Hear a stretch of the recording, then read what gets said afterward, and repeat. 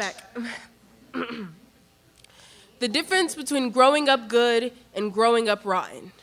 I can't remember a single moment in my life that I was happy. And in between those unhappy moments, I can't remember a single moment where I wasn't making everything about the fact that I was unhappy, which is so ironic due to the fact that I grew up in a household where everything was always 2 steps over the too messy line, and you could wipe most surfaces off 5 times and still find some dirt or grime to nitpick about. As time goes on, you learn to stop nitpicking. You avoid your bed that hasn't had sheets on it in months. You stop talking to your family, no time to answer questions, filling journals on top of journal with reasons to hate yourself. You warn your friends before they enter your room and don't comment on the dirty dishes that litter your floor like debris after a never-ending storm. You smell all your clothes before you put them on and throw them out if they stink. You spend hours on Pinterest cultivating your perfect life through pretty pictures claiming you'll make it in spite.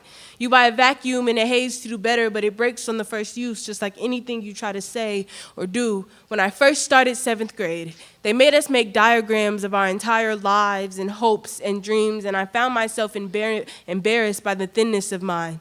And yet, years later, I have not yet gathered the strength to do better. I have done nothing but found new ways to romanticize my illness. When we began to write letters to our senior selves, I had nothing to say, so I ripped one of my eyelashes off and made a wish. I do not think it works that way, but at the time, I needed it to. I was fully convinced I would be nothing. My whole life, I've had a bad habit of underestimating myself, but I've decided I'm done letting people tell me I'm not enough, and that includes myself. When I filled journal on top of journal with this wholly hidden meaning that besought reason or blame, and you just never bothered to read them. I make churches out of classroom with my writings and prayers out of absent promises and absent minds and overheard promises. When I started 8th grade, my first ever real poem was more about my mother than me.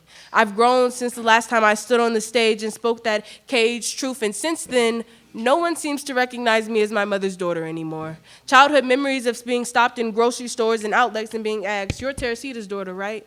fade into absolute nothing, along with the girl I sweared I'd be. Every time I step on this stage, I am declaring something about myself, but I'm gonna be completely honest, I'm not sure I know what that is. Perhaps I came up here to talk about religion, the fact that I keep writing about something I say I don't believe in, my inherited God, but I pray to him anyways, what it feels like to be cast out by your maker, what it feels like for your father to choose a knife over you, and all those symbolic wounds that come with it. Or maybe I came up here to talk about how the last piece of media I consumed is still draining from my system, got me talking and walking about shit I know nothing about like a pistol. And God forbid, after multiple talks with the school counselor and poem after poem after poem, God for fucking bid, I came up here to talk about my fucking mother.